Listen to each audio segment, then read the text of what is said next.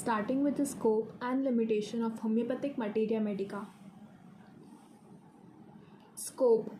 Drugs are approved on healthy human being, that is, of both sex and different age group and various constitution. Wide range of symptoms for a single drug, so selection of the simillimum it becomes easy. There are large number of drugs for various condition. It helps in cure in structural changes also until and unless it is of irreversible pathology. Subjective symptoms are got during proving, so they are considered during a treatment. Our materia medica is stable and not subjected to change.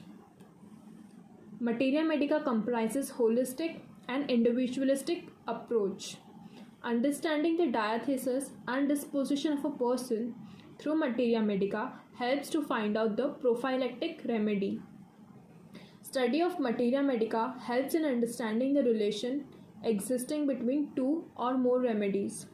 Study of materia medica helps in miasmatic evaluation of a person as well as a drug. Study of materia medica helps in formulating questions in case taking. While receiving a case, the patient usually narrates his subjective symptoms. As drugs have been proved on the healthy human being, the exact sensation, location and modality and concomitant are collected. So there occurs no such difficulty in choosing the nearest simillimum. In old school, as medicine are tested on lower animals, only objective symptoms are got.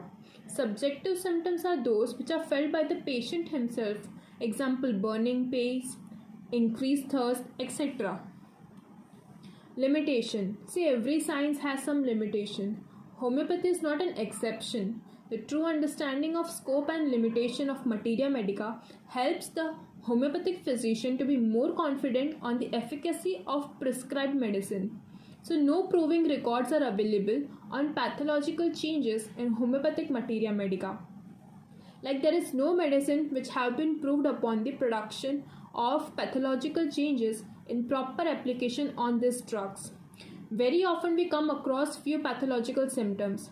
There is no special proving of dynamic drug with an intention to get pathological changes. Pathological symptoms are not being much characteristic. For example, complete optic atrophy, advanced malignancy, etc. It is unimaginable vast. Nobody can remember all the symptoms. In cases of irreversible pathology, pathological symptoms are obtained from clinical practice after being cured and from records of poisoning, as there is no special proving of dynamic drug with an intention to get pathological symptoms. There is lack of characteristic pathology symptoms in our materia medica. It has limited scope in irreversible organic changes or advanced structural damages taken place. It is also limited in acute emergencies. Certain drugs which are partially proved, like rare medicines, so utilization becomes difficult. Many of our provers were non-medical men, so most of the symptoms lack authenticity. Lack of sufficient female provers, so female symptoms are less. No dependable pre-operative, post-operative and preventive drugs in our homeopathic materia medica.